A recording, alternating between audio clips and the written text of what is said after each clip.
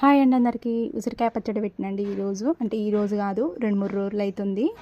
ఇవాళ ఒక గిన్నెలోకి తీసేసుకొని మొత్తం కలిపి మళ్ళీ డబ్బాలోకి వేస్తానండి. అంటే మధ్యలో మనం పచ్చడి పెట్టినప్పుడు మధ్యలో 2-3 రోజులకి మళ్ళీ కలిపి మళ్ళీ డబ్బాలో పెట్టాలండి. అట్లయితే చాలా బాగుంటుంది. మొత్తం తీసినాక అదే గిన్నెల్లో మనం కొంచెం అన్నం వేసుకొని తింటే సూపర్ ఉంటుందండి పచ్చడిలో. నేనైతే 2 డబ్బాలు పెట్టేసిన.